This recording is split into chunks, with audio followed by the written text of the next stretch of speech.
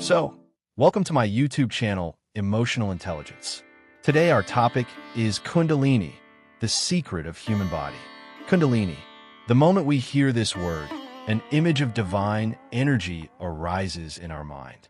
People believe that once this power awakens, life instantly transforms. Sudden knowledge appears, miracles happen, and a person touches divinity. But what almost no one tells you is this. Kundalini is not only light, it is also an extremely dangerous force. If it rises in the wrong direction, it can completely shatter the seeker's life. The Hatha Yoga Pradipika says, where prana flows, the mind follows. And if this energy becomes trapped in Ida or Pingala, the mind becomes unstable, emotions turn aggressive, and the body begins to suffer. Ancient yogic texts repeatedly warn us, do not try to awaken Kundalini. Purify yourself. The energy will awaken on its own, because this force is not controlled by ordinary willpower. Au simple breeding technique, it operates in the deepest layers of consciousness, where lust, anger, ego, and unexpressed fears are hidden. In this video, we explore that dark side, when Kundalini does not rise upward, but gets trapped in wrong pathways and burns the inner world of the seeker. Kundalini is often depicted as a serpent, but this is only a symbol. In reality, Kundalini is the fundamental energy of life itself. The force that flows as prana within you, activates the mind, moves emotions, keeps the body alive, and ultimately opens the door to the soul. This energy rests in a dormant state at the Muladhara. Dormant does not mean dead. It means safely stored in the subconscious. Just as a tree exists within a seed, but needs soil, water, and time to awaken. In the same way, for Kundalini to rise, the mind must be purified, the nadis must be balanced, and consciousness must be stable. Ancient texts describe three main energy channels: Ida, Pingala, and Sushumna. Ida is lunar energy, emotion, sensitivity, imagination. Pingala is solar energy, action, confidence, decision.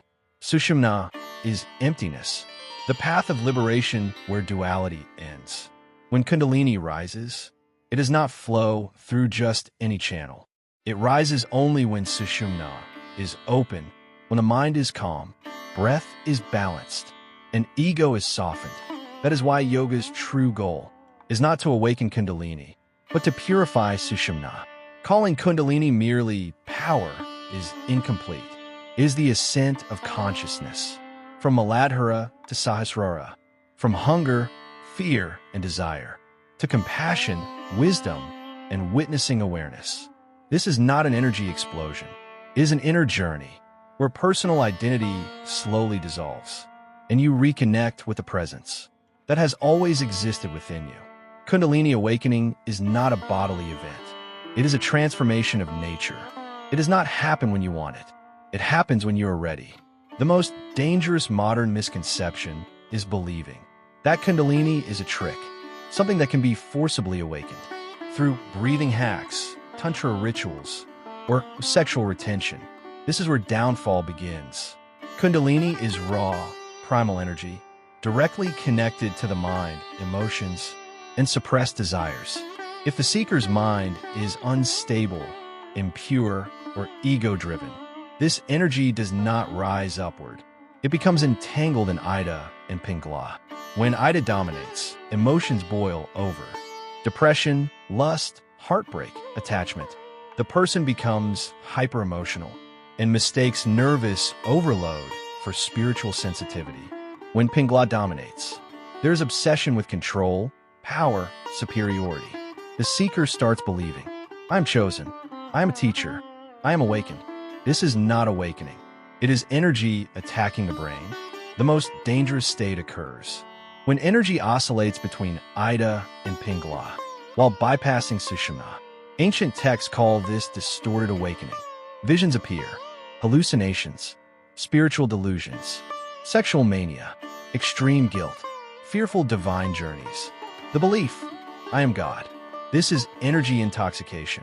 Desire, anger, and knowledge all become amplified, thousands fall into this trap. The root cause is simple. Kundalini wants to rise, but the layers of the mind divert its path. Unresolved childhood trauma, suppressed desires, ego isndes, identity attachment, lust, the body overheats, spinal pain, heart burning, crown pressure, insomnia. This is not awakening. This is overload. Ancient texts are clear. Kundalini takes the color of the mind. If the mind is impure, the energy becomes destructive. If the mind is pure, the energy rises cleanly. When Kundalini flows correctly through Sushumna, the seeker becomes calm, stable, patient, and self-anchored. But when it flows through Ida or Pingala, it becomes nervous system torture. This state is called impure awakening. Modern language calls it dark Kundalini awakening. True awakening is silent. False awakening is loud, chaotic, and addictive. That is why the ancient sages warned with severity about what modern social media gurus glamorize. They said clearly, without preparation, without purification, without guidance, Kundalini is not a blessing. It is destruction. So remember this truth. Do not awaken Kundalini. Awaken purity. The energy will find its own path. Kundalini is divine. It does not come to conquer you. It comes to return you to your true nature. But this journey demands courage, discipline, and humility. Without a guide, without readiness, without inner cleanliness, this power does not liberate. It consumes. And this is the truth. The ancient seers always spoke. Not awakening, but purification. Not power, but awareness. Not spectacle, but self-realization.